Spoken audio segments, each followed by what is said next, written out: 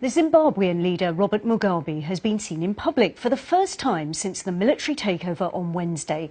He's attended a university graduation ceremony in the capital, Harare.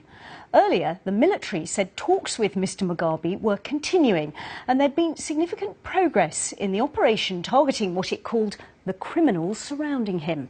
Ben Brown reports from Zimbabwe. By virtue of the authority vested in me, he was supposed to be under house arrest, but today it looked like business as usual for Robert Mugabe, awarding degrees to university graduates in Harare and even walking down a red carpet. So, after this week's dramatic military takeover here, is he still president or not? Out on the streets, no one seems quite sure. Right across Zimbabwe, millions of people are waiting and watching to see what happens next in this crisis, and whether the rule of Robert Mugabe after 37 years is finally coming to an end. After decades of political oppression and economic disaster, Zimbabweans are hungry for change, almost any kind of change. We don't want Mugabe anymore. Please, everyone go to the streets and move around. No one likes Mugabe. And this time we are going to tell him we don't want him. He must go. The country's been going backwards.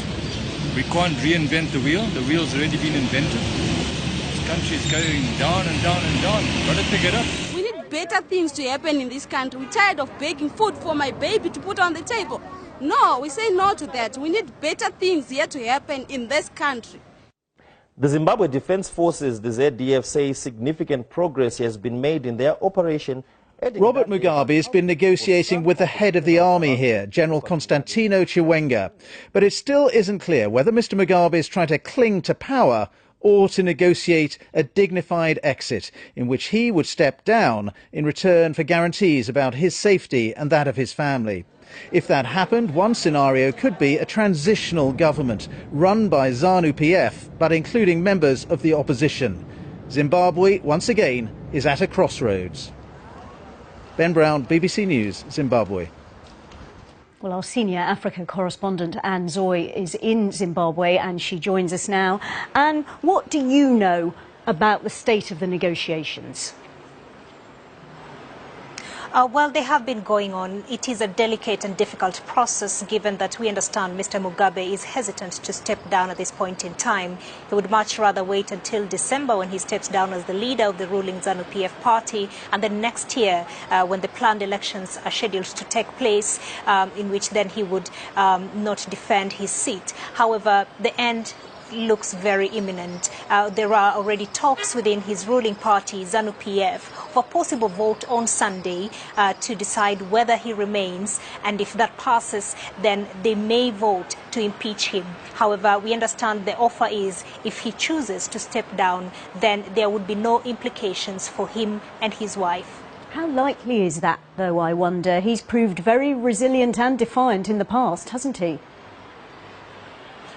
That's right. He's been very resilient. He's gone through disputed elections and still continued to rule this country. He has withstood the challenge from the West, for instance, through the economic sanctions. He has withstood so much, but there are three critical institutions or organizations in this country that are speaking out. One is his party, ZANU-PF.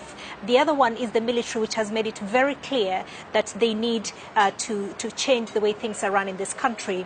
And the other one is the war veterans. The war veterans have spoken out today, and they have said that they have given him an ultimatum to step down immediately, and they have called for a rally tomorrow here in Zimbabwe and asked the Zimbabweans to join them to put pressure on Mr. Mugabe to step down. And in the meantime, who is actually running the country at the moment?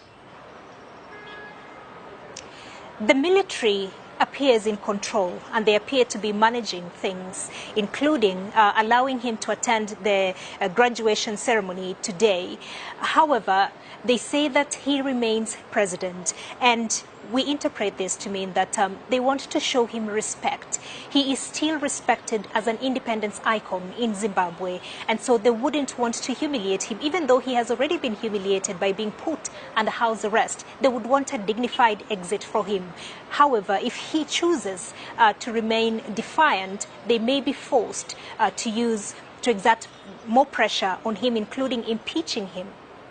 Thanks, Anne. Anne Soy, our senior Africa correspondent in Zimbabwe.